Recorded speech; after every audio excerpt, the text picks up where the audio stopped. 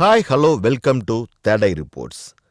இப்போ நம்ம பார்க்க போகிறது ரமேஷ் கந்தசாமி டைரக்ஷனில் பவன் மேகனாயலன், இமான் அண்ணாச்சி, சார்லி மற்றும் பலர் முக்கியமான கேரக்டரில் நடிச்சிருக்கிற அரிமாப்பட்டி சக்திவேல் படத்தினுடைய திரை விமர்சனத்தை பற்றி தான் பார்க்க போகிறோம்.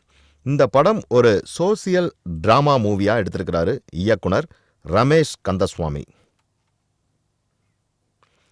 வாங்க இப்போ இந்த படம் எப்படி இருக்குன்னு பார்க்கலாம். இந்த படத்தினுடைய கதை 1995 திருச்சிக்கு பக்கத்தில் இருக்கிற அரிமாப்பட்டி அப்படிங்கிற ஊரில் தான் ஆரம்பிக்குது. இந்த ஊரில் தான் சக்திவேல் அப்படிங்கிற பையன் இருக்கிறாரு. இவர் ஒரு கேஸ்ட் அண்ட் இவருக்கு கவிதா அப்படிங்கிற ஒரு பொண்ணை லவ் பண்ணுறாரு.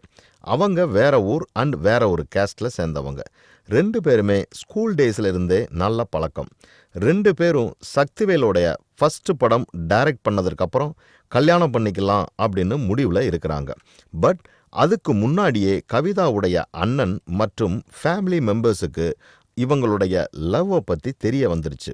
அதனால் என்ன பண்ணுறாங்க அப்படின்னா, கவிதாவுடைய டீச்சிங் வேலையை நிறுத்திடுறாங்க.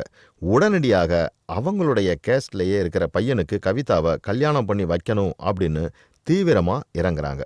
கடைசியில் 2 பேரோட குடும்பத்தையும் சமாளிக்க முடியாமல் என்ன பண்ணுறாங்க அப்படின்னா, சக்திவேல் மற்றும் கவிதா 2 பேருமே கல்யாணம் பண்ணிக்கிட்டு சென்னைக்கு ஓடி வந்துடுறாங்க. ஸோ இப்போ என்ன ஆயிடுதுன்னா, ஊருக்குள்ளே இருக்கிற மக்கள் எல்லாரும் வந்துட்டு, நீங்கள் உங்கள் பசங்களை திருத்தணும், அப்படி இல்லை அப்படின்னா இந்த ஊரை விட்டே தள்ளி வச்சுருவோம் அப்படின்னு சொல்லி ரொம்ப மிரட்ட ஆரம்பிக்கிறாங்க இந்த ஃபேமிலிஸை. ஸோ இதுக்கப்புறம் என்ன நடக்குது அப்படிங்கிறதான் இந்த அரிமாப்பட்டி சக்திவேல் படத்தினுடைய கதையாக அமைஞ்சிருக்கு. இந்த படத்தில் பார்த்தீங்கன்னா கதை ரொம்ப எக்ஸலண்ட்டாக எடுத்திருக்கிறாரு இயக்குனர். ப்ரொஃபஷனலாகவும் ஸ்க்ரீன் பிளே ரொம்ப அருமையாக இருக்குன்னு சொல்லலாம்.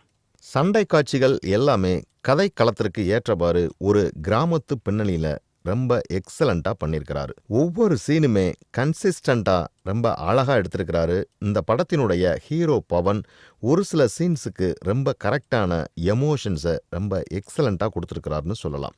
இந்த படத்தில் நடிச்சிருக்கக்கூடிய சார்லி மற்றும் இமான் அண்ணாச்சி எல்லாருமே அவங்களுக்கு கொடுக்கப்பட்ட கேரக்டரை எக்ஸலண்ட்டாக கச்சிதமாக பண்ணியிருக்கிறாங்க. இந்த படத்தினுடைய சாங் சொல்லவே வேணாம், பெர்ஃபெக்டாக இருக்குன்னு சொல்லலாம். பேக்ரவுண்ட் ஸ்கோரிங் ஒரு கிராமத்து கதைக்கு ஏற்ற மாதிரி ரொம்ப அருமையாகவும் அழகாகவும் கொடுத்துருக்கிறாரு இசையமைப்பாளர்.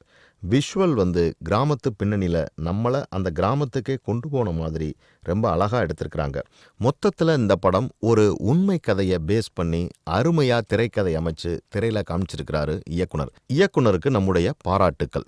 இந்த மாதிரி சினிமா செய்திகளை உடனுக்குடன் தெரிந்து கொள்ள தேடை ரிப்போர்ட்ஸை பாருங்கள், கமெண்ட் பண்ணுங்கள், லைக் பண்ணுங்கள், சப்ஸ்கிரைப் பண்ணுங்கள், ஷேர் பண்ணுங்கள்.